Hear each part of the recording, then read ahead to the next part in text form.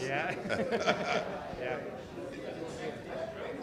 Yeah. No, man, it's been crazy since Sunday, really. But yeah, it's been a hell of a week. I mean, it's been fun, but tiring. Okay, everybody, we're going to go ahead and get started with tonight's talk. Thank you all for coming out. My name is John. I'm one of the worker owners here at Red Emma's. How many people are here for the first time? Oh, welcome. So we are a worker-owned bookstore, event space, vegan cafe, bar, coffee shop, soon to open a free school in an organizing space in our basement, and once we renovate the building next door and move all our books in there. So it's going to be a giant space full of amazing things. It's already full of lots of amazing things, including events like the one tonight. Let me take this off here. I don't want to go through every single event we've got coming up because it would be a lot. I will mention two things. First, we've got a great event next Thursday, so a week from tonight, with Lee Goodmark, who's coming to talk about her book, Imperfect Victims, Criminalized Survivors, and the Promise of Abolition Feminism. So really looking forward to that. She's going to be in conversation with a bunch of people she's worked with and organized with, and who can help flesh out that discussion, which is a really, really important one. The other thing I want to mention is that we are going to be co-organizing a book fair in this neighborhood. So as you might know, hold on one second, this sound is giving me.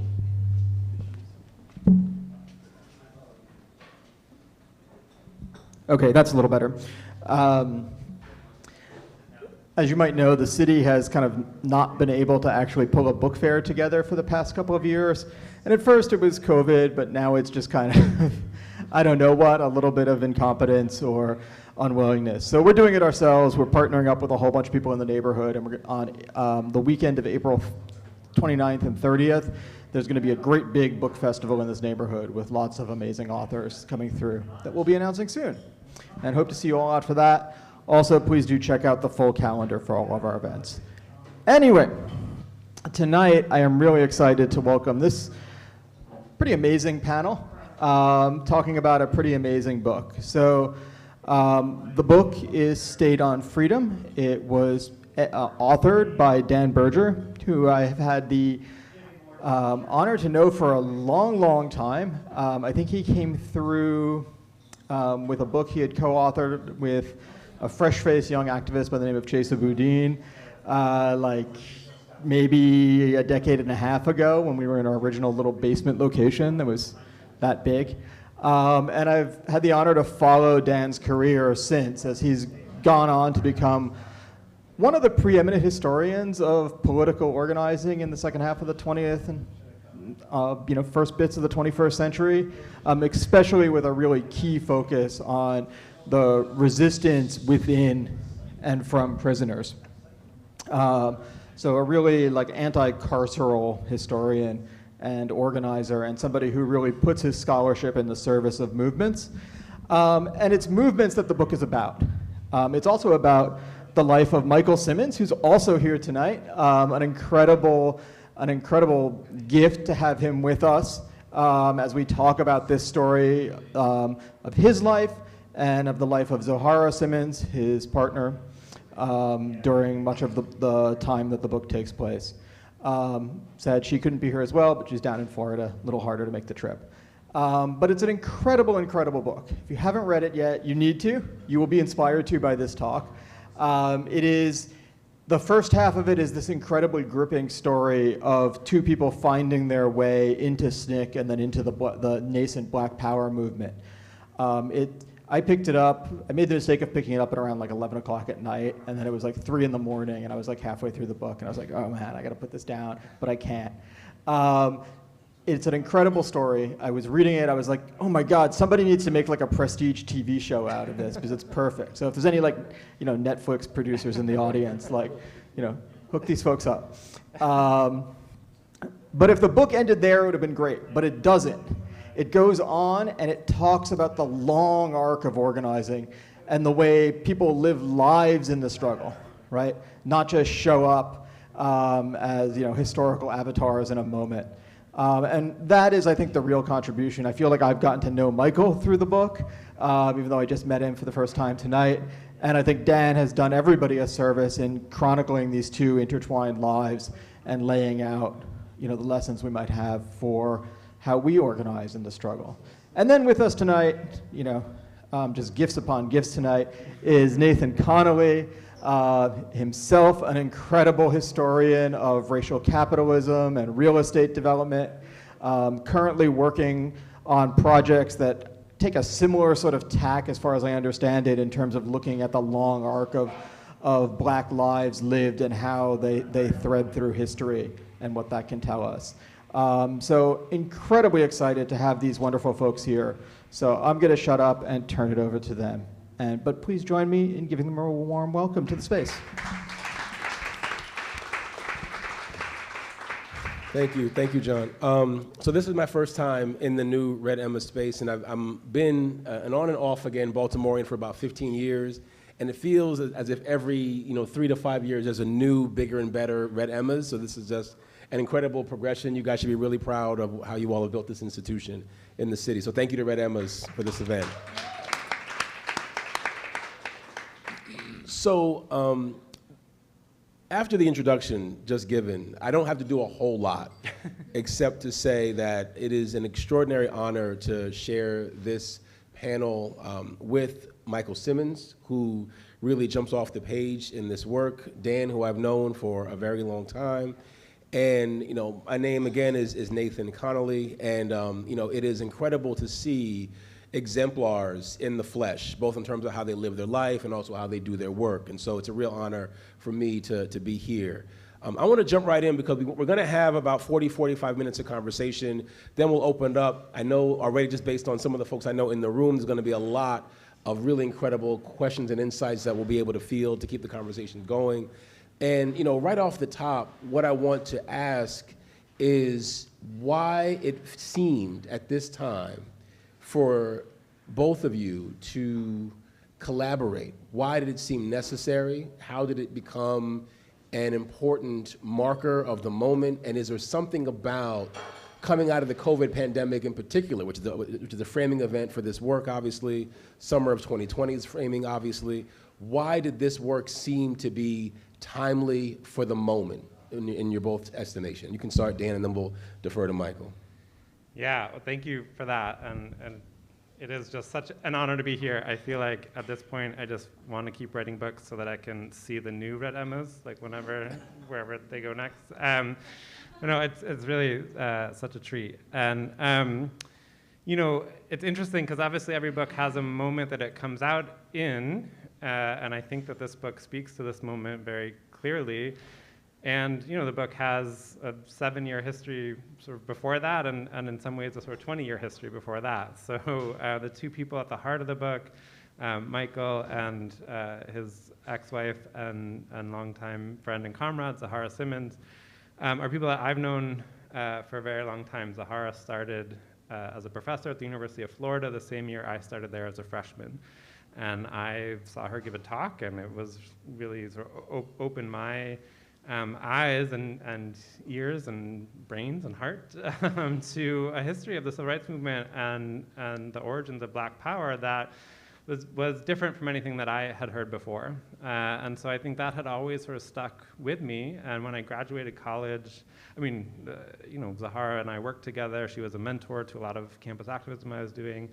And then when I graduated, I moved to Philadelphia, and I met Michael, and it was sort of a similar experience. Both around sort of Black Power movement and its intersections with anti-militarism and organizing against the war in Vietnam, but also just an ever-widening geography of Black internationalism. And so they were sort of always in my mind, right, and sort of on my shoulder as I was reading other people say, when the movement stopped, or what everyone in the movement believed, or what no one in the movement did. About 7 years ago, I reached out to them after having them kind of on my shoulder all that time to say, maybe it's time to do this as a book. And, I'll let Michael speak to his response to that. But I think, writing this during, a chunk, most of it was written under COVID, during the pandemic, certainly during the uprisings in 2020, and reflecting on the aftermath and the backlash against those uprisings, that we are still very much living within and through. A lot of it was the hardest period of my life to live through. I was complaining to Nathan earlier about.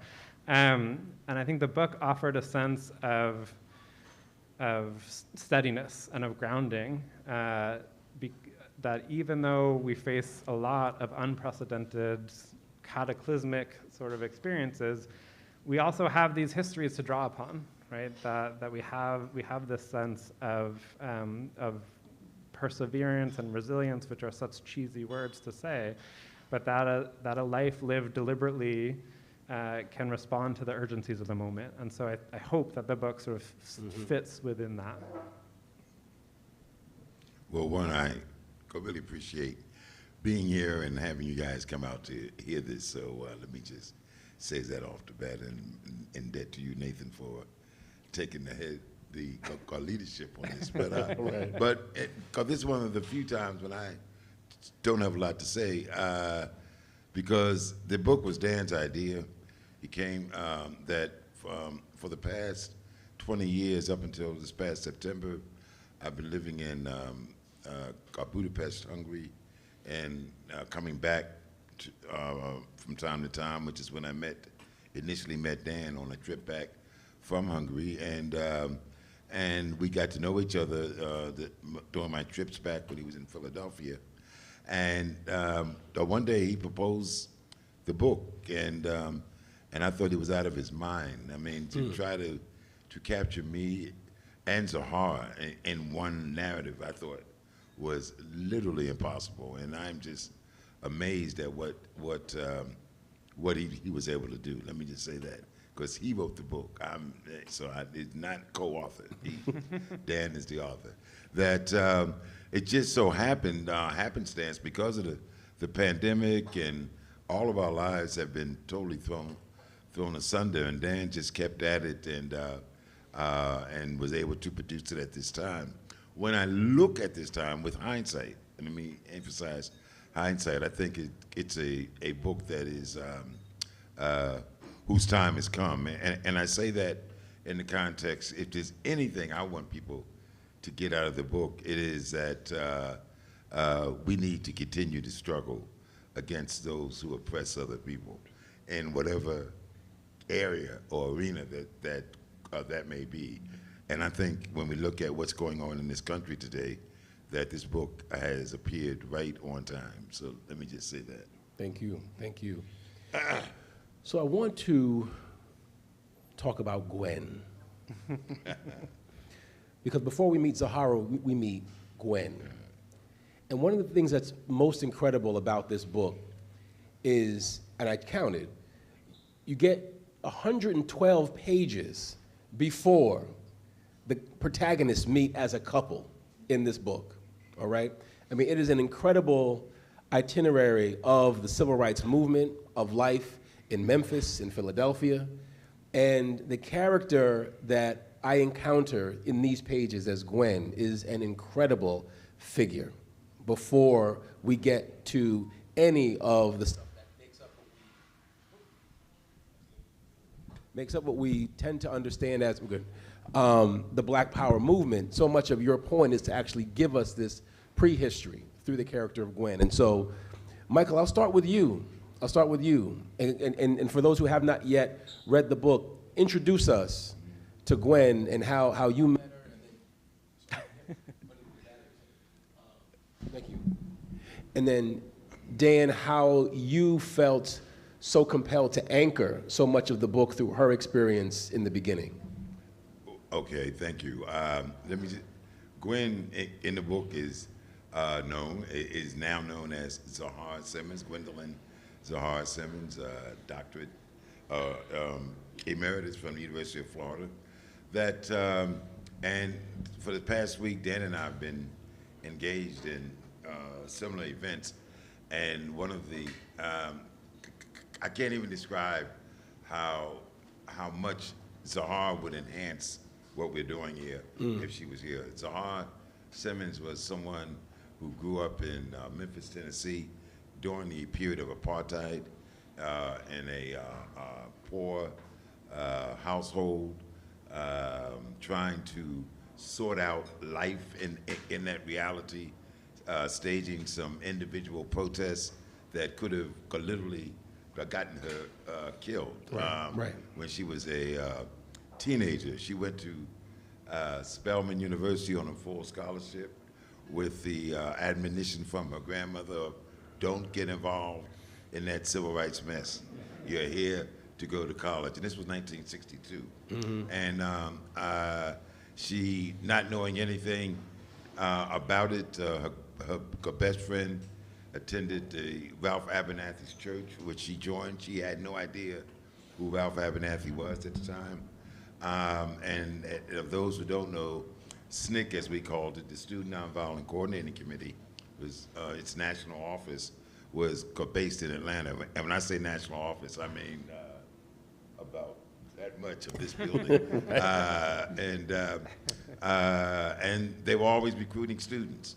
And Zoharah could not help but get involved with various protests going on in Atlanta.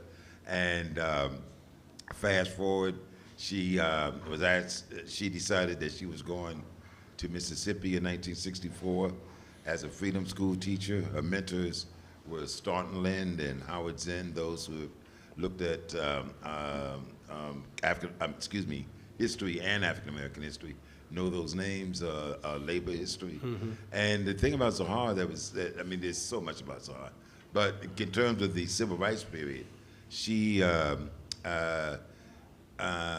was one of two women field project directors in Mississippi during the 1964 Freedom Summer. Right. And I mean, there's a whole story there. We're not going to tell you the book, but it was. She worked in Jones County. If you do some research, you'll know that Jones County was the seat of the Ku Klux Klan. She had to organize a project, and again, I'm not going to tell the whole story, but most people who went to Mississippi in '64 stayed for about 3 months, maybe 4. Zoharah stayed for almost 2 years, and was engaged in a multiplicity of activity. There's more to say about Zoharah that we can say during this time together, but Zoharah was on the ground floor of what we call African American feminism, black feminism. She is a Sufi by religious practice, as well as a Sufi scholar. She has worked and lived in the Middle East and studied in the Middle East, and that's just a part of Zoharah's story. She's a founding member of the National Independent Black Party in the 80s, and I'd just like to mention that our daughter, Aisha Shahida Simmons, is sitting there, and welcome. And and she is part of the story. She's not just our daughter tacked on, but she's also part of our narrative and had a lot to do with developing the narrative that you guys will be reading about. Thank you. Yeah, please. Yeah, and I'll add Aisha's book is also for sale there as well. But so much for me about the book was wanting to see how people become organizers and how people stay organizers during and after what might seem like the sort of height of the movement, right? And so I didn't count, but 112 sounds about right? That they don't meet because they had these kind of parallel journeys that they didn't, that led them to meet, right? That led them to be at the same meeting of the Student Nonviolent Coordinating Committee, where they were both advocating SNCC take an anti-war, anti-imperialist position. And those were, the parallelisms really need to be understood together, because so often we tell these stories of struggle that the North is a different world than the South, that civil rights is a different world than Black Power, that a sort of secular radicalism is a different world than a faith-based protest. And I think through knowing Michael and Zahara, I know that that's not true, right? I mean, not to deny the specificities and the need for attending to those specificities, but they're not different worlds, right? They're deeply enmeshed and deeply relational.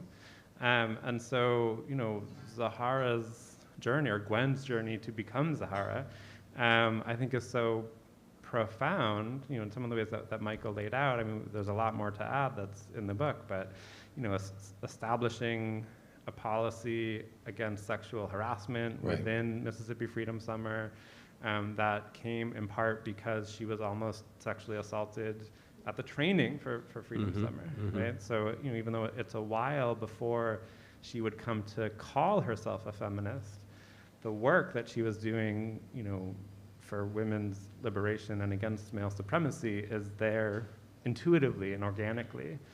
And I think that's what we so often miss about Black Power as the story of the Panthers or as the story of the urban North, is the organic sort of, indigenous emergence of it within Black communities in struggle. And particularly what I want to show in the book is that Black Power came out of the civil rights movement by people who saw themselves as, partisans of the civil rights movement, struggling with the limitations of what that framework didn't allow them to do, right? And sort of pushing against the limitations of what they were told they couldn't do. And I think that's what gives us Black Power. And Gwen's story is such a portal into that development. I just want to say, in a kind of historian's geek out moment, that this is an incredible achievement as a book in settling a whole host of debates and flawed frameworks.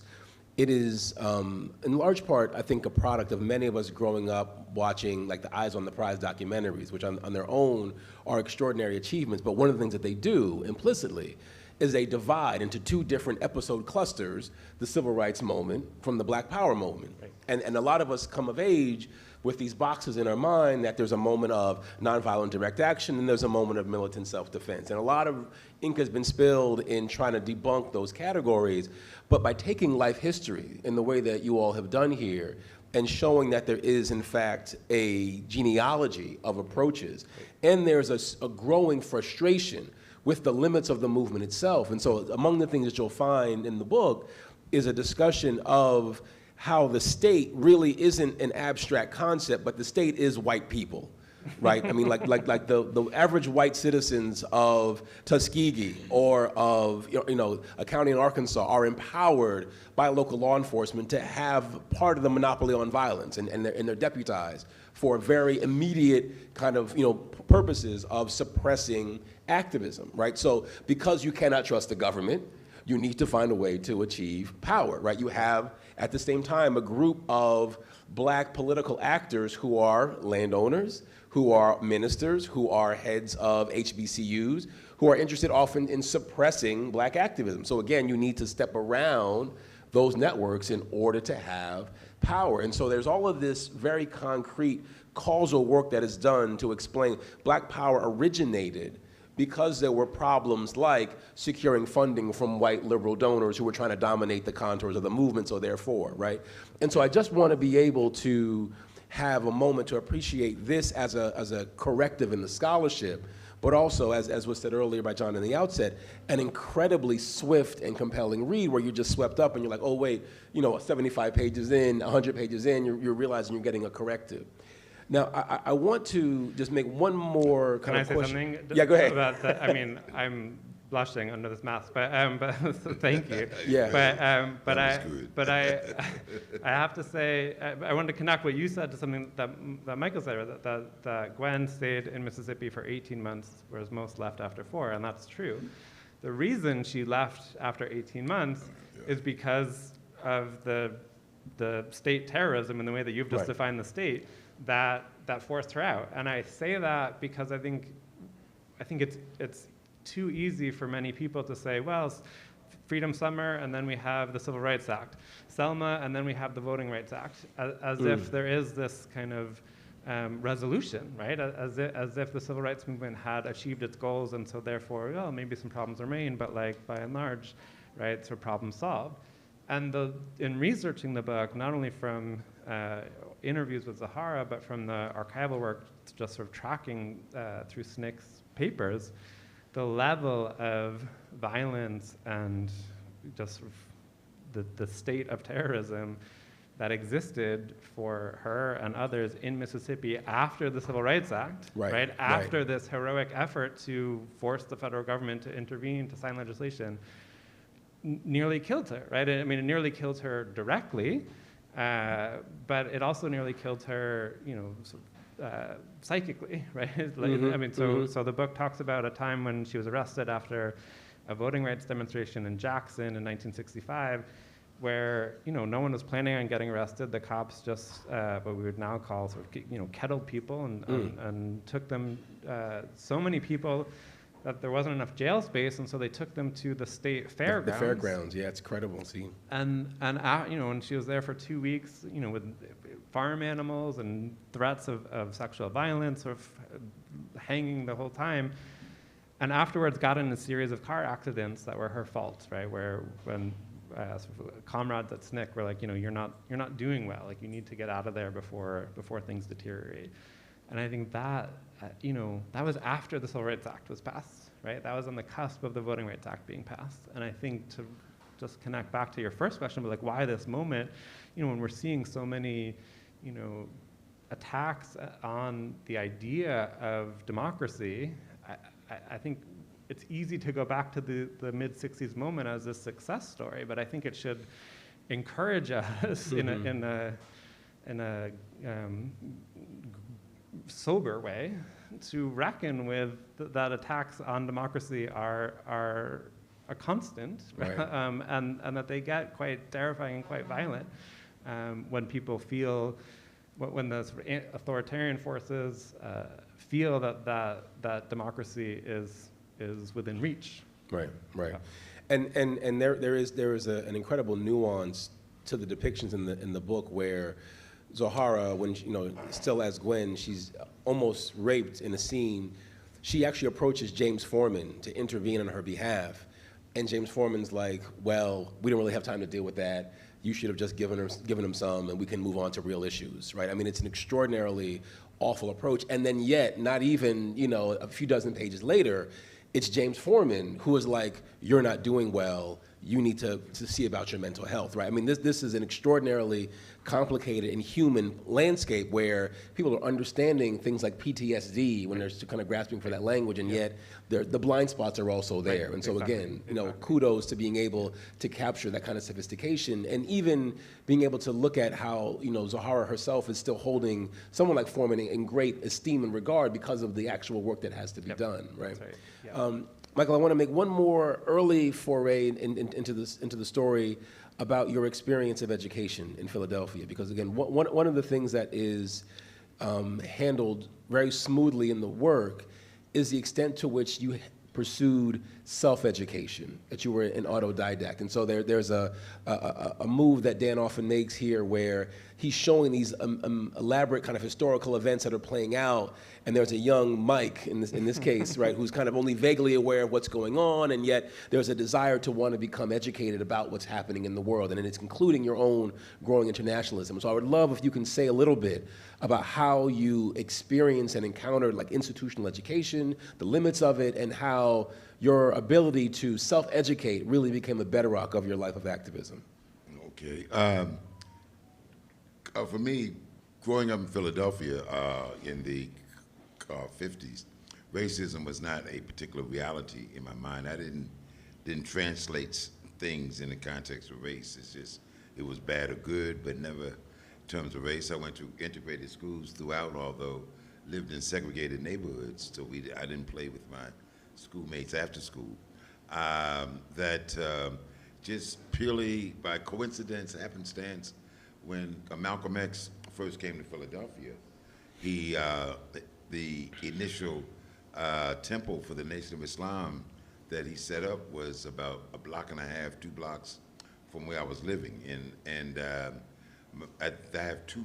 have one now, but I had two older brothers at the time. By two, they were 17, 15 years older than me, respectively, because they were two of the early members of the Nation of Islam in the country, but clearly in Philadelphia. So Malcolm X was a household member of our family. I mean, he would come in and out. Now, again, I was very young, had no idea. The only thing I could remember was I couldn't see how nobody could say that because they didn't eat pork. So that was my most fundamental thought at the time. But I would hear these debates between my uncles and neighbors about Christianity and Islam, and there were just things that kind of linger in your mind, don't mean anything about it. Both my families were from the South, one from Georgia, one from South Carolina. We used to go down during the summer, and at 10 years old, 1955, Emmett Till happened. And I think that my life was never the same in terms of how I looked at things, because Emmett Till could have been me, because I was just like him. My cousins would say, man, you can't do that. I said, man, these white people ain't gonna do nothing, and I just treated it as a lark. And then that happened. And then 2 years later, Little Rock, Arkansas happened in terms of school desegregation, federal troops, etc. So at that point, my mind was beginning to question and what was going on. Early in my teenage years, 15 to 16, I used to literally go around Philly looking for bookstores to find about African American history, and couldn't find any. Serendipitously, I walked into a store at the University of Pennsylvania's campus, or at least where the campus is, and there was an African American communist named Bill Crawford. And Bill Crawford had a bookstore that he got started because his comrades had thrown out all their books in fear of McCarthyism. So that he took the books and started a bookstore. And it was not, he didn't do it obviously to make money. He was doing it trying to spread the word. And so that he and I just, I mean, Bill had to be at least 50 when I was 16 and 17. And we just fell in love. And I used to go by his store every Sunday. He would literally just sometimes close the store and just talk to me about history. I mean, he wasn't trying to recruit me. He just wanted to share the history. He talked about Paul Robeson and Peekskill, the national question for African Americans, Harry Haywood. I mean, I think about things that he told me that still resonate with me 60 years later almost. Then I met a person who's known as Muhammad Ahmed, but then he was known as Max Stanford. He started a group called the Revolutionary Action Movement, called RAM. And so, and he started telling me things about Marcus Garvey and about the books of J.A. Rogers, and I just became involved intellectually. And again, it was very difficult outside of Bill to find these books, but I began to just read. He gave me 3 volumes of the selected works of Lenin, and I read at least 2 of them, and didn't understand a lot of it, but it began to shape my mind. And then from that point on, there was no turning back. The only thing for me was finding an apparatus to express what I wanted to do. College provided partially that in terms of being able to do things in school and organizing solidarity protests with Selma and Bloody Sunday. And I decided, without going too much into it, that I was definitely going to go down south and join SNCC. I didn't know how to do it in 1964, or I would have done it then. I just decided to go in '65 and wound up in Arkansas after being in Atlanta for a while. Wonderful. And so that, but my education, my political education was never in this. In fact, I would read things and go back to my high school professor, teachers, and try to find out, have you ever heard of Marcus Garvey? And they didn't know who I was talking about, and et cetera, et cetera. That I should add now that the high school I went to was made up of poor blacks and whites, working class folks. A lot of the whites were first generation Americans in terms of the immigration pattern then, and that thought we were just treated as throwaway. I mean, I tell people that I got out of high school without having done a term paper, without having read any classical literature. I mean, I was exposed, the limit of my formal education was such that I really didn't know anything, to be honest. I mean, I'm looking back on it. But I should say that in terms of my high school, just to maybe jump ahead, my high school, Thomas Edison High School in Philadelphia, had the highest per capita casualty rate of any high school in the country in terms of the war in Vietnam, of any school in the country. In fact, there's a plaque. If you ever go to Philadelphia at 8th and Lehigh, you'll see a plaque commemorating. And again, it was poor blacks and whites who did that. I mean, I know I kind of strayed off, but I No. to mention that. No. I mean, on that question of black internationalism, right? Yeah, I mean, that's a powerful bridge, exactly, that gives you the awareness of American empire, for sure. Did you want to speak to this at all? No. So for those who are just meeting Dan for the first time, or having this book be the first one that you become acquainted with, his inaugural kind of offering for us was a book called Captive Nation. And we had the chance in my graduate class to read that this week, and it's come up in a couple of other contexts and conversations. And Captive Nation is a book that really does help to anchor the importance of incarcerated intellectuals and organizers in shaping the black freedom struggle, both inside and outside of incarcerated spaces. And I'm using that as a preamble to this question because you've talked before about being somebody who was a social movement historian first, who then really leaned in to becoming a kind of anchor figure in what has been called carceral studies. And here you have a moment, again, of there being an incarceration and the dynamics of incarceration being described, but it's much more part of a larger life story. And so I would love if you can speak to how you engaged the question of incarceration here through Michael's experience. Why was that an important thing to kind of highlight, or at least to anchor this larger story? And then Michael, to kick it again back to you, how you would describe the experience of prison as part of that larger political education that you talked about before. Yeah, I mean, the earlier thing you were saying about social movement historian and then leaning into carceral historian, more what I meant is that, I viewed Captive Nation as a social movement history, but then I found out, I was told it was carceral history, right? Right. Because everyone started to pay attention to prisons in ways that they hadn't before. But I think what I in some ways was trying to do in that book, and I interviewed Michael for that book as well, about some of the experiences that appear in much more detail in this book. But to me, the incarceration, you can't talk about the civil rights movement or the Black Power movement without talking about incarceration, right? Fill the jails was a strategy of civil rights activists. Jail, no bail, right?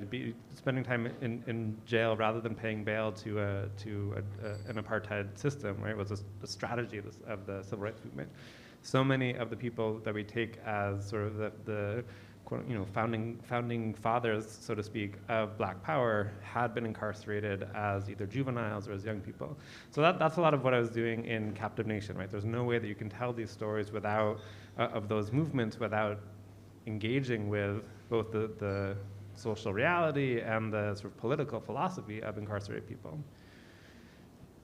But here, I think in doing a biography, a sort of life history, prison is a formative experience for everyone who encounters it. And Michael has some, incredible and sort of jaw-dropping stories of things that he did both in jail and in prison. And let me just pause for a second to say, part of what the group that Michael and Zahara were part of in Atlanta, the Atlanta Project, was doing was sort of anti-draft, anti-militarist organizing. And so Michael was one of a dozen SNCC members who were arrested at the Atlanta Induction Center in August of 1966 on the day that he was to be inducted into the military. It's a whole cat and mouse game that, that was a lot of fun to hear about and study and write about, by which Michael tried to avoid the draft. But when that was no longer clear, they tried to shut down the induction center. It resulted in a dozen people getting arrested. The very next day, was the trial, and they were sentenced to 3 months in jail with one person facing a possible death penalty for quote-unquote insurrection. And then it was about 2 years, or no, 3 years before he went to prison for refusing induction into the draft. So there's sort of 2 moments in the book, right, where we have these sort of prison or sort of carceral experiences. And he ended up spending sort of 2.5 years in federal prison. That time when he was in prison is what came sort of squarely in the period of what some people call the prison rebellion years, right? So I'm sure many people are familiar with Attica, but these sort of major prison uprisings around the country that I wrote about in Captive Nation, that you can read about elsewhere.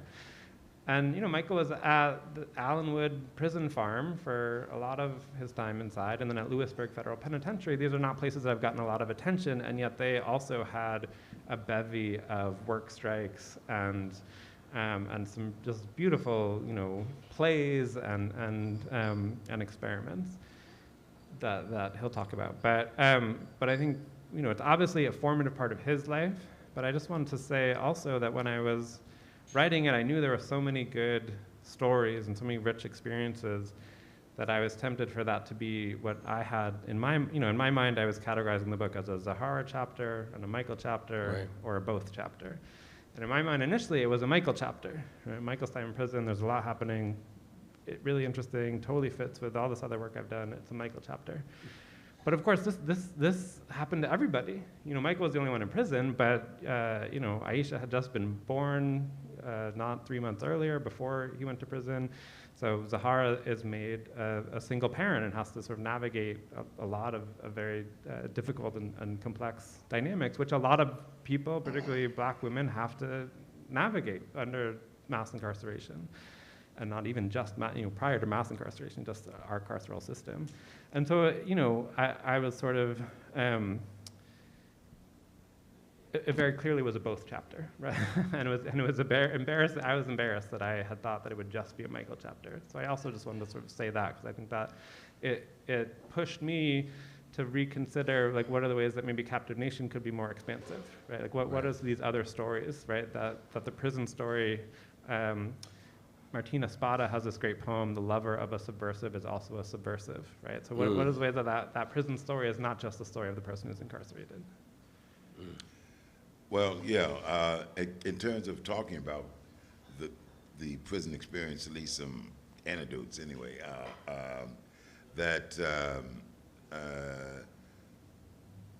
it's in jail where you see how racism is used to divide people who should objectively be united, because it was clearly an issue of the Black prisoners, Latino or Latinx prisoners, and then there were certain subgroups, Mafia, Jehovah's Witness, Nation of Islam, and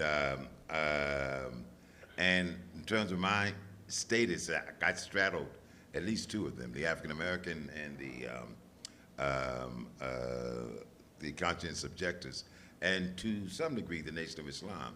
So that, and one of the things that I, along with a few others, and then became a lot of others, did was try to break down those barriers. And by breaking them down, we broke them down because when one person was being aggrieved, we were able to get other people across these various false lines to support. And I mean, that's a story within itself. Because back then it was Black History Week, not even month. Right. So that we, the first year that I was there during Black History Week, I was able to organize a little historical narrative for that we did within the penitentiary. My fellow inmates were so excited about that the next year, they wanted to do another activity. And so that, without going into the whole story, that I always like to qualify, I didn't write a play, but I got some people together and we composed a play, and I was the head person to pull it together. The play was called Lenox Avenue. And it was a satirical look at the reasons that a lot of people were in jail in terms of the crimes that they had committed, which were basically, I mean, not to minimize their impact, but were very limited crimes in terms of their impact on people. But nevertheless, the play was so good that professors from Bucknell University arranged for us to take it out into the university. So we actually did a play. We expanded the speaking parts. We took about 30 or 40 people to Bucknell University to actually perform the play. Now, I say that because it wasn't just a play. I mean, that if you could have seen the sets that the inmates designed, I mean, you'd have thought you were on Broadway. I mean, and I'm not exaggerating that in any way. The talent that just emerged, not from me, but the space that I was able to help create for them. And I mean, people who had never even thought about walking on a college campus, or on a campus.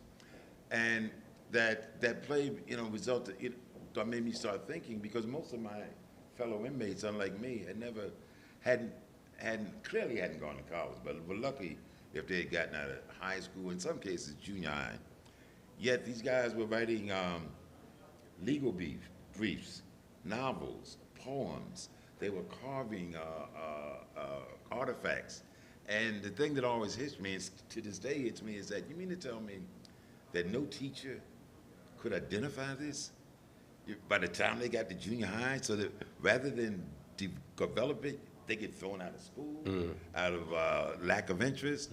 People writing haiku poetry. I mean, things that, like, I still don't do, and way beyond me. And so that prison experience, to me, is I mean, tragically, it's where a lot of African Americans and other oppressed people get the time to develop their intellect. And I mean, it's just a reflection of our culture, that its prison becomes our education process. Yeah. There's a drumbeat to this book that flows through love, family history, and the effects of activism and the Black struggle for freedom on relationships. In some ways, there's this kind of duality I think that's captured really well in your life experience, Michael, and how you capture it, Dan, where you have the strains under which families live, and yet at the same time, the necessity of love to keep people going, pursuing political change and transformation. And so, Michael, I'll start with you.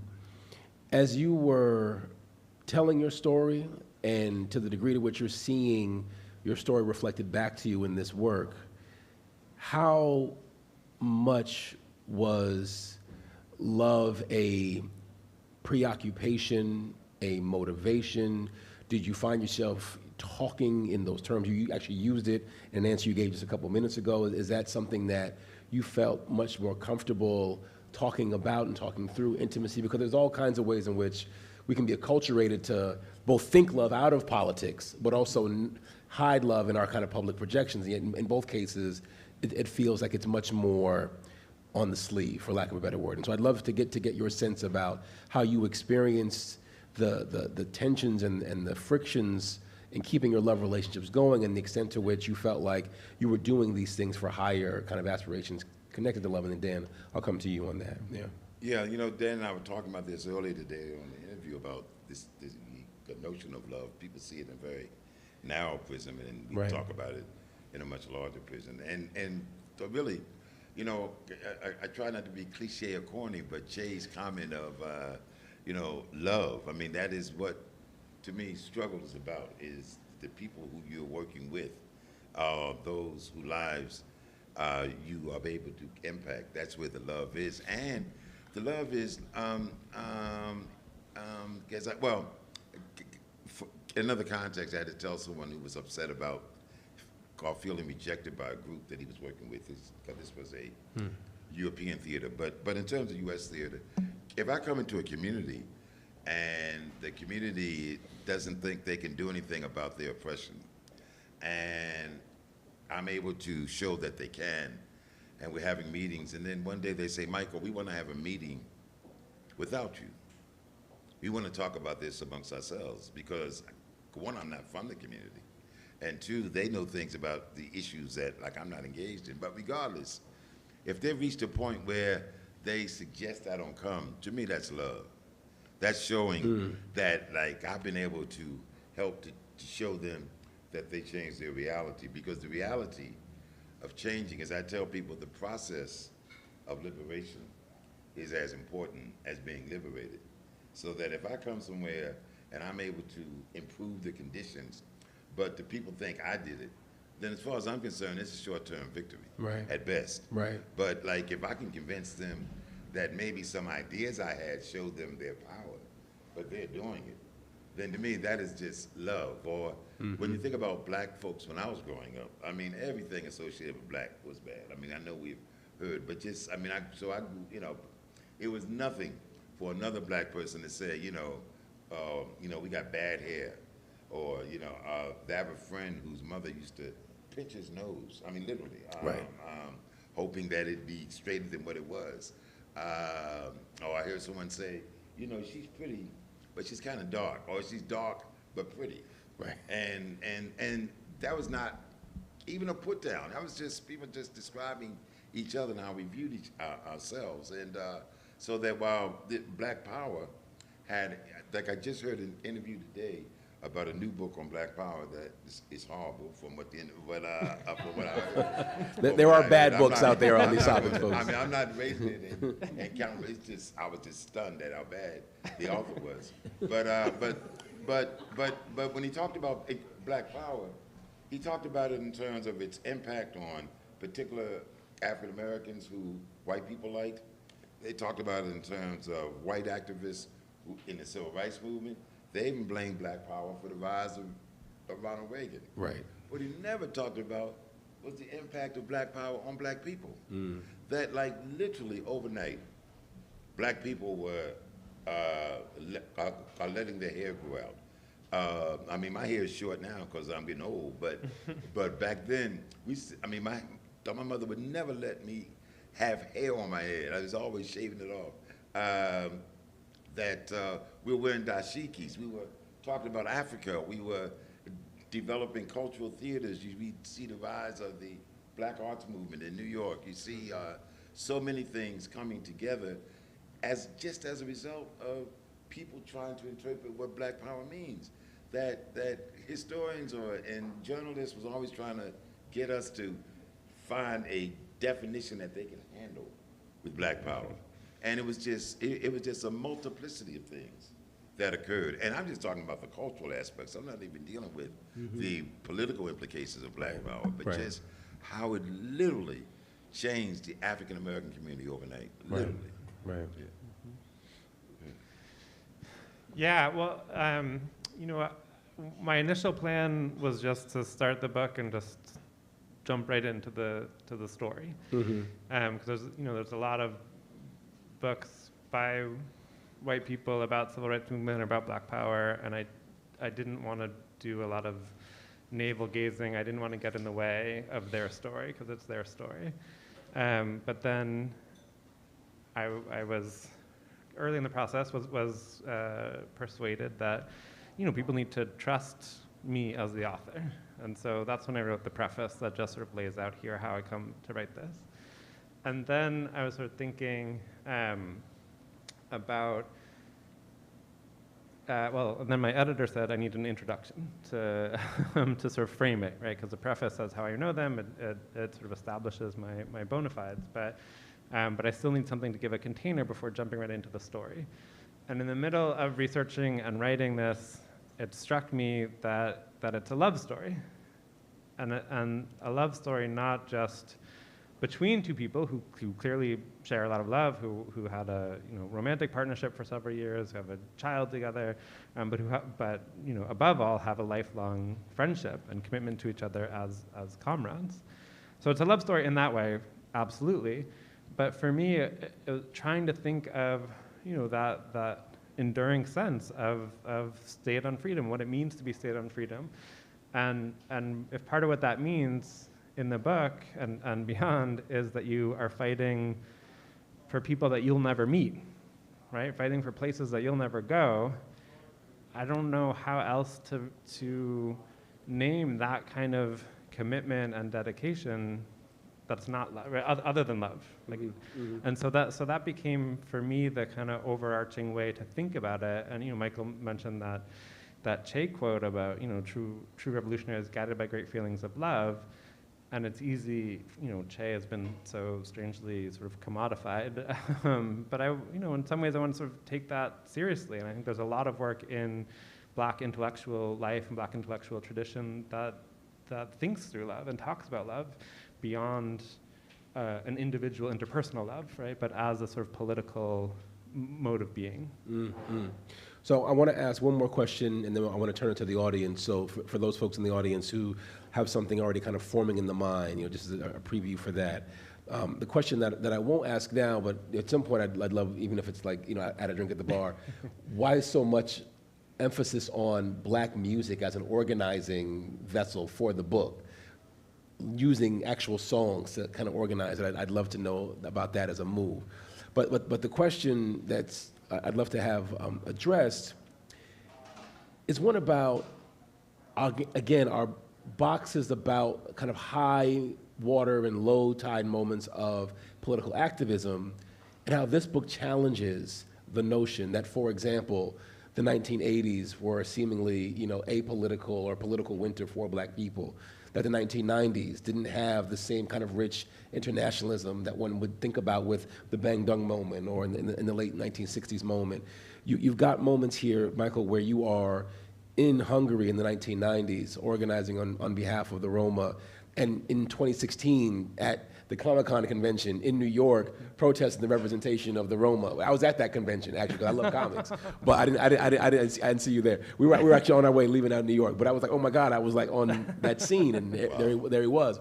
So I would love if you can, there's that word again. I would love if you can just speak to why it felt important to tell a story that showed the activism going right up until our current moment, again, through your single life and what you feel is achieved by giving people a different understanding of like how Black people actually didn't cause the Reagan era, to use your point about the bad book, but in fact we're constantly pushing back against it through things like the Black Independent Political Party. And I would love you to speak to that. Yeah, well, I think about, my starting point is that there's always something you can do. It may not look like a lot, and sometimes it may fail, but there's always something you can do. That for me, and I try not to make this sound too arrogant, but it's very difficult for me to spend extended time in any place where people are being oppressed and not try to do something. Right. Talk to somebody and hopefully do more than that. So that employment circumstances, took me to Europe. I've been basically in and out of Europe for the last 30-some years. And wherever I go, I see who's the most oppressed. And clearly in Europe, particularly in Central Eastern Europe, it's the Roma population. But the significant thing, and I always tell people, because I've been to places where it wasn't Roma, in Lithuania, Moldova, Albania, that I found that if there are people struggling for justice, human rights, they have some hero or shero from the African American movement. And again, I'm not talking about trips to Africa now, and not to minimize that, but I'm talking about throughout former Yugoslavia, Macedonia, Montenegro, you name it. I've been there an extended time there, and have worked, because I come with that reality, that just gets me a jump ahead of the line in terms of people talking to me and engaging. And what I've tried to do, because it's not just a question of conversation, is to use my experiences with the African American Civil Rights Movement to see what applies in this situation. Now, culture and a lot of things make it variable. But in terms of the reality, that I come from here to there, and people, it's just an amazing level of response. I mean, one point I do want to make for you, too, and going back to Zoharah, because I think it's I mean, it's just tragic that Zoharah can't travel with us, in terms of what she would bring to this discussion. But I talked about Zoharah was on the ground floor of what we now can call African American feminism.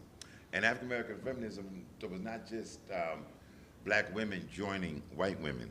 It was a redefinition, and I always like to give two examples. One is Zahara's grandmother, who raised her, was, Zoharah was raised by her grandmother, who was raised by her grandmother, who was a slave. Right. Okay, in Memphis, Tennessee. Right. That, she would have never called herself a feminist. Never. And Rhoda, Miss Douglas, she actually would sit on porches with guns, waiting for, anticipating problems without going into things that, like, she was always standing up, not just for herself, but clearly her granddaughter and community. My mother always tell people, I used to tell white feminist friends of mine, my mother was born in 1921 in Rock Hill, South Carolina. She left home when she was 12 years old. Now, keep in mind, you add up 21 and 12, and you got the Great Depression.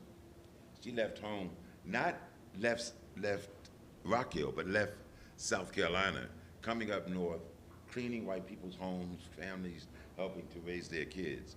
That she worked as by and large, her employment life was in a clothing factory, right? And my mother's position was, look, I want to stop working. I want to be a housewife. She was tired of that regime. So I talked to a white feminist, and they say, well, she's not a feminist. Because, because the idea is to get out the house, not come into the house. And no man ever called my mother by her first name in my presence if she didn't give them the right to. Even on our neighborhood, I don't mean no man, that anytime there was a conflict up at school and my mother, had to take off from work and lose money, she was there challenging the school authorities between my brother and myself. I say that to say, and again, she would have never called herself a feminist. And she was one of the staunchest fighters for her space that I've ever known. And Zahara's grandmother fits that same pattern. So when I talk about black feminism, I'm not talking about an expansion of just black women joining white women. I'm talking about a redefinition of what it means. Amen. Thanks.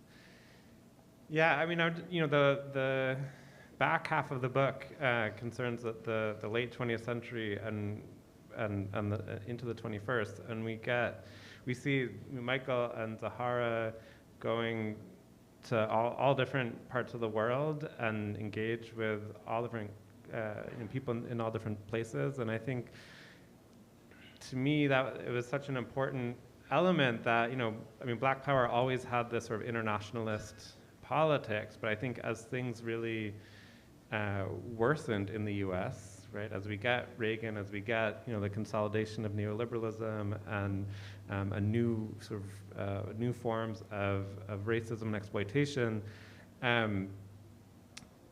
lots of people looked to other parts of the world, right? Not only because the US was screwing people around in those parts of the world, but because there was a lot of transformative work that was happening there.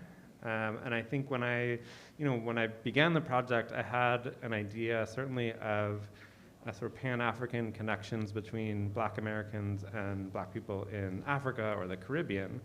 But I wanted to know how someone like Michael could spend 30 years organizing and 20 years living in Central and Eastern Europe. Like, how does that fit within a Black Power story? Right. How does Zoharah being on the first delegation to go to Cambodia after the fall of Pol Pot fit within a Black Power story.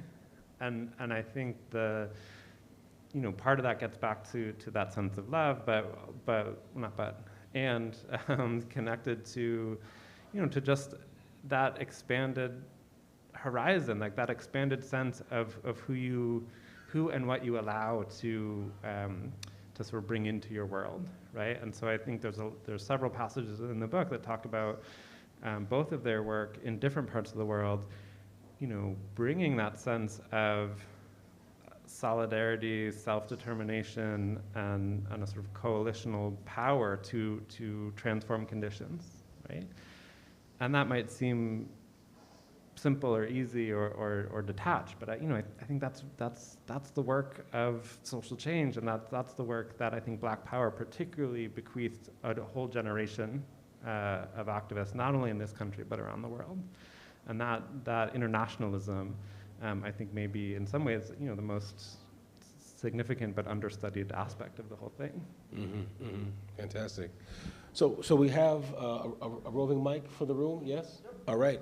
So if folks want to throw a hand up and ask a question to Michael or Dan, now's the time.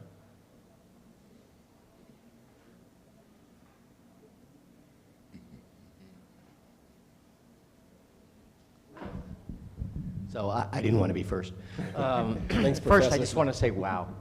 Nate, great moderation. Dan, I can't wait to read your book. My name is Peter Levy. And Mike, just thank you for sharing your story and your years of dedication. So my questions, unfortunately, probably maybe a little scholarly. Nate, you started out talking about the way I's kind of set up this binary movement. And my view is that for the last 20, 30 years, we've been battling it.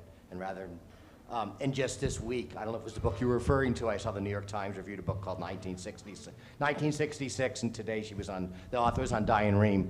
And it just seemed that here was the New York Times and Diane Rehm have such an investment in maintaining that frame. So I think maybe if you would just talk a little bit, because maybe kind of rhetorical, about why there seems to be such an investment in having the public at large who doesn't read as many scholarly academic books. And unfortunately, we need some plays. Maybe that's what we need.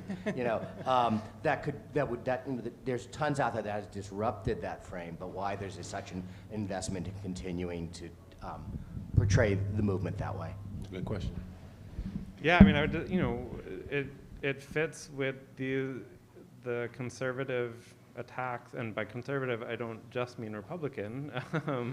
But the conservative attacks on Black radicalism today, right? And intersectional, queer, and trans organizing today. So every week we get at least one news article and 17 op-eds in the Times and other publications about wokeness and cancel culture and what Democrats can learn from Ron DeSantis and this just kind of permanent state of war against the left, and particularly against a feminist, anti-racist, and gender-expansive left. And so, to do that work in the present requires doing violence to the past. And so I think that's why those narratives and those sorts of books get such play. Right, what do you want to say about that?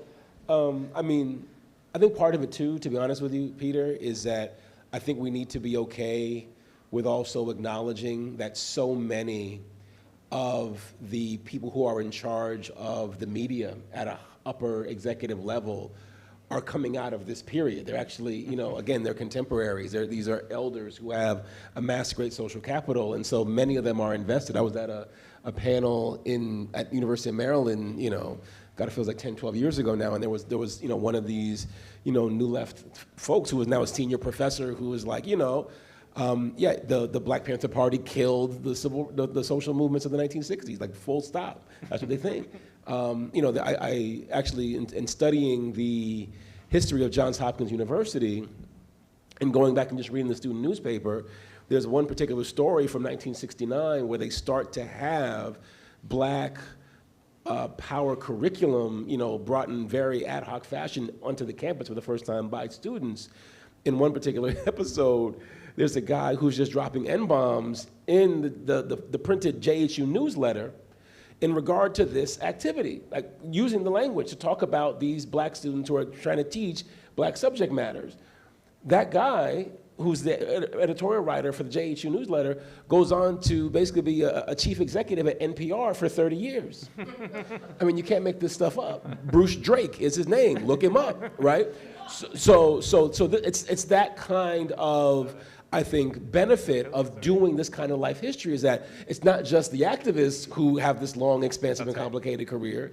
It's also these reactionary politics that are like, no, let me tell you about the old days and kind of what we did back then, and try to continue to frame these narratives in ways that affirm that. Yeah. So, yeah. You know, just a little small comment on that. You know, one thing that locks that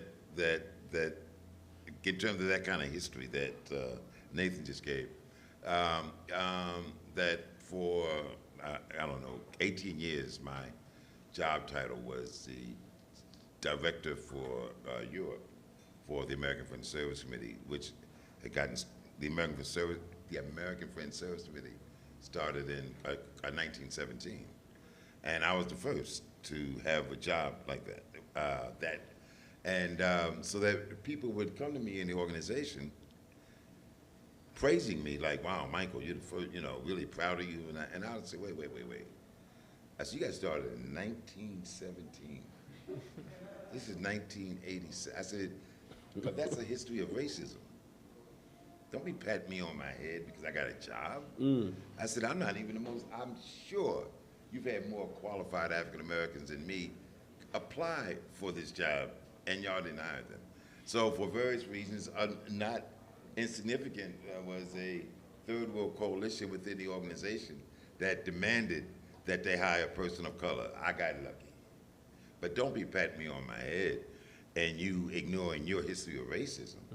And I think that so many times African Americans, women, you know, when they are the first, it's a history of sexism. It's a history of racism. And we need to remind people of that because they can't just keep us out. Then we join, and they don't get any penalties. None, you know, so that I just wanted to make that comment in that same vein. Yeah, absolutely. Sure thing. Other folks, please. Oh, here we go, hands, people can come, we'll go here, and then we'll go back up front, and then over to the side. Yeah, middle first, yeah, please. I also just want to say that we kept saying a couple of times that we wish Zoharah was here. She actually is watching on the stream, so. Great. Great. Hi, Zoharah. Yeah. Two questions. One, do you all plan, I'm presuming there's a book tour maybe, but I would be interested to hear what other cities you're planning to speak with. And then secondly, any commentary related to the Tyree Nichols matter, particularly because I am starting to see some of my black friends finally start to question like identity politics. And yeah, I know that's like mind-blowing to you, but but it's refreshing to me. And I've been saying like what I've been saying for years, and they've been kind of, you know, you're crazy, you're kind of like ostracized, we're still friends and all that stuff, but just any thoughts related to your work? There's a Memphis connection. I feel like maybe there's like an opportunity for more organizing now in this moment because the veil has been lifted to some degree, but any thoughts? Well, this is the last event that we're doing on what has been a sort of East Coast Mid-Atlantic book tour this week. Zahara and I will be doing an event in Gainesville in a couple weeks. Michael's coming to the West Coast in a couple weeks, and maybe to Chicago before that. So we're sort of bouncing around as people invite us and as my sort of co-parent childcare situation allows. But certainly available for virtual events as well. You know, I think to your second point, or common question, you know, I agree with you, and I think I also think it's always a ripe time for organizing and for making some of those questions. You know, people were circulating quotes from James Baldwin writing about the problem of that black police officers, you know, that in his experience black police officers were harsher than white police officers, right? So I think some of these problems problems is too anodyne a word, but some of these, forms of violence that we're confronting, none of these forms of violence that we're confronting are new, right? But they newly outrage us or inspire us or sort of capture us in different ways. There is something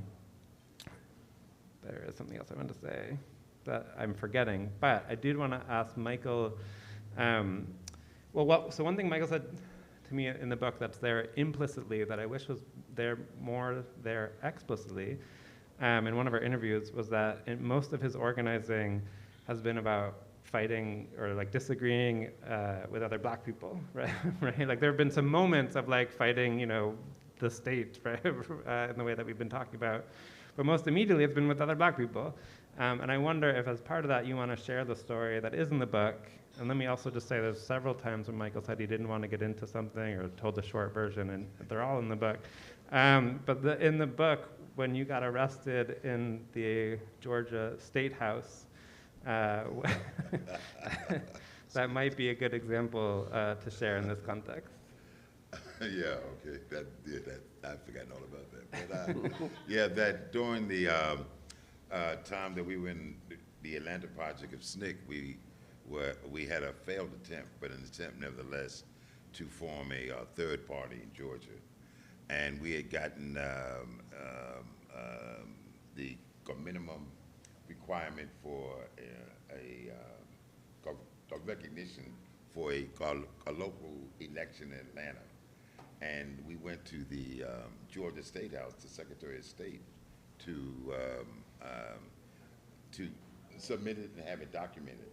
And so he refused to allow us to do that. So we said, there was 3 of us, as I recall. So we said, well, then we're not leaving.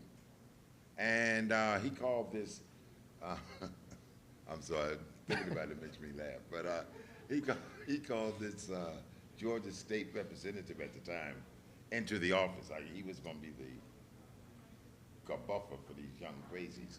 And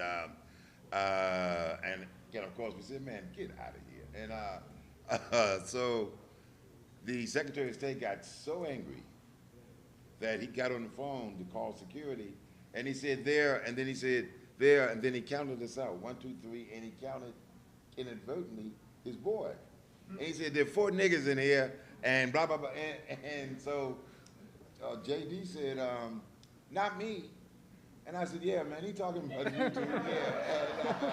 And that's just but one, example, and because there was some ramifications out there. But the point is that I haven't thought about that in a while, so pardon me for laughing at myself. But because it was just classic. I mean, you couldn't script it any better. I wish it had been a video or something. But the point, though, is that, and I tell people that, any oppressed people, or wherever you're at in the world, have found an accommodation with their oppression in order to get through the day. You can't be fighting. You can't fight every day. So then you got these people who are not directly impacted by that, and sometimes who aren't, who come in and say, look, you ain't got to put up with this. We can do X, Y, Z in order to change it, and people will say, well, look, you may be right, but I know how this works, and I'm not willing to do that. So that the role of the organizer, in my point of view, is to show them, no, you can do this, and that it might not work, and that is the tricky part. Because I tell people, in order to win, you got to be willing to lose. And poor people are going to lose, frankly, more time than they win. But you can win. And that is what we have to keep struggling. And even in our defeats, often can be win, because the oppressor knows if they've been doing something for 30 years and they got to deal with resistance and they're able to beat it back, they still know it's a new day. They still know that people are going to come back. So I just think that's, I know I've gone off a little bit but I just want to point that out in terms of looking at it. And when you're fighting, be it Roma in Eastern Europe, be it African Americans in Helena, Arkansas, you're going to have to fight people within the group, because there's always gatekeepers who are the moderators between the oppressor and the oppressed, and it's usually they all look like the oppressed. So That's the colonial part, for sure. Yeah. We've got a question up front here, and then I know brother on the side wanted a question as well. Okay, hi guys. So you said that you wanted to kind of reframe the civil rights as America's success story earlier on. And I wanted to say that I spoke to a Ukrainian media activist recently about Black Lives Matter, and he described the tension between, the great potential that it had at the time of COVID, in tension with, the kind of unclear call to action for everybody. And I wanted to just ask, what lessons does your book have for organizers today in like an arena of like oversaturation of the media and like just the easiness, the ease at which, the media can reframe an issue as like, riots versus uprisings, things of that nature. Yeah, thanks for that. I mean, there's a lot, obviously, that is new in the forms of media that we have, but I think that dynamic is an old one. I mean, Malcolm X, if you're not careful, the newspapers will have you hating the people who are being oppressed and loving the people doing the oppressing. He said it better, but it's a version of that.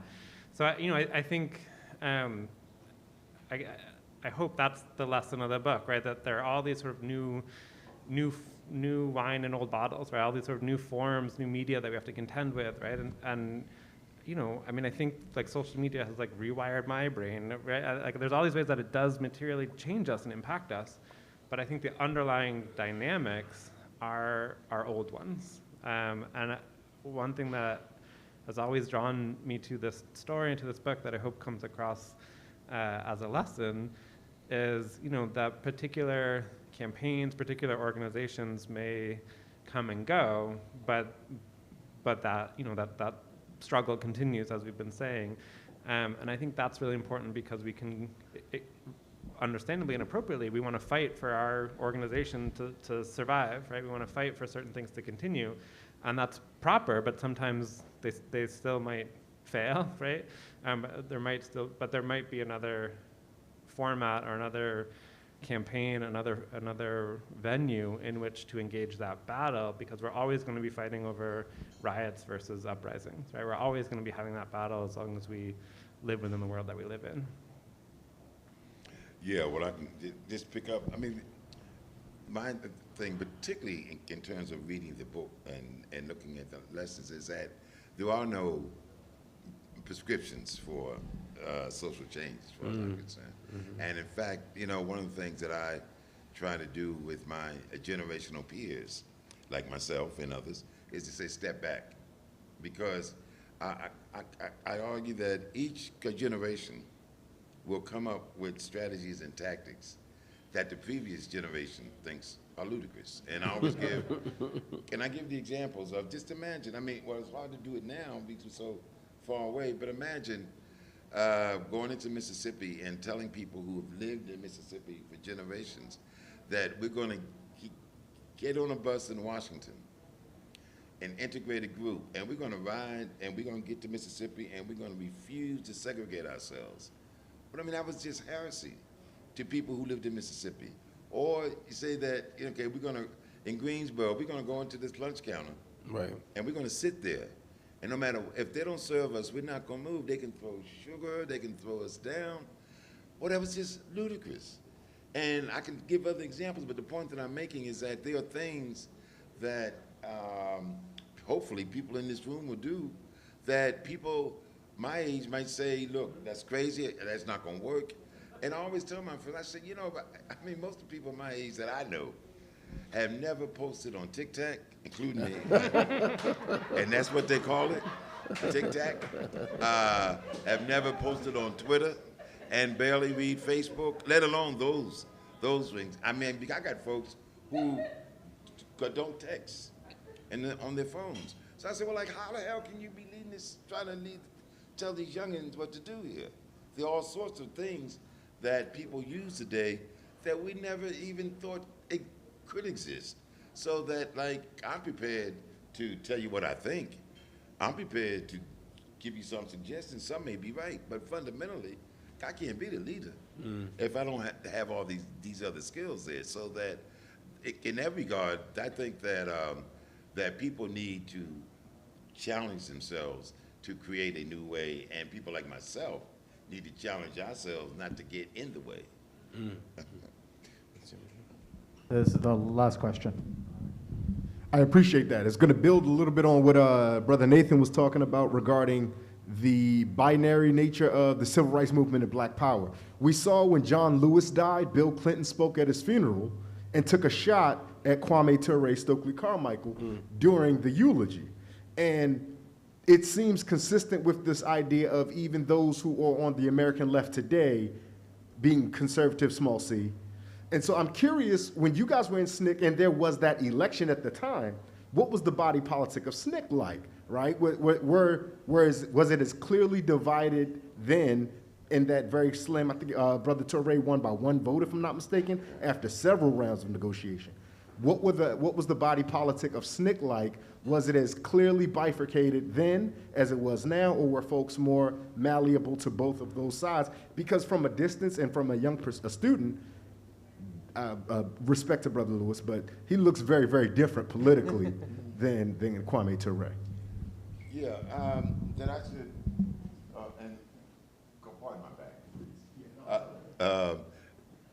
That I should situate that in the context of 1964 and the Mississippi Freedom Democratic Party, because people genuinely thought, the people from Mississippi genuinely thought that if they presented their case to the National Democratic Party, that they would be seated instead of the racist Mississippi Party. And so that when that did not, it is not that it just did not happen. There were all sorts of machinations that led to it not happening, or very minimum compromise that occurred, that it created a crisis, an ideological malaise crisis within the organization. I mean, people just, because we started out patriots in the way that we believed what we were taught about freedom, democracy, and et cetera, so that we didn't start out radicals, if you will. It was just the process of struggling for social change that made us what the media calls radicals. I mean, we were just trying to find our way. So that within that regard, the many people in SNCC had thought that there was a time for change. In fact, it wasn't, people think of the transition from John Lewis to Kwame Ture Stokely Carmichael as from integration to Black Power. But Stokely had been in office months before the call for Black Power even occurred. So that to that degree, there was clearly a ferment of change, and the people within the organization, the members of SNCC, felt that that there needed to be new leadership. But I am absolutely certain that nobody imagined how that new leadership would manifest itself once it was elected. But it was clear that we had to create more dynamism. And that's the thing about history that I've learned, is that, when you look back on it, it looks like, wow, man, they planned this out well. And it's really a very pragmatic, eclectic, 2 steps forward, 1 step back process throughout. And seldom do we plan it out well. I can't improve on that, so that's a wrap. Same. Yeah, that's a great place to end. Another great place to end is by buying the book before you leave. So my colleague Ken at the bar has copies of it for sale. So please do stop by, support us, support Dan, support Michael. And I also want to mention that my daughter has a book over there that you might be interested in buying also. Give us the title, Michael. Give us the title. What's it called? Love with Accountability is the title of the book by Aisha. Thank you. And please give these folks a huge round of applause. Amazing talk. Thank you so much.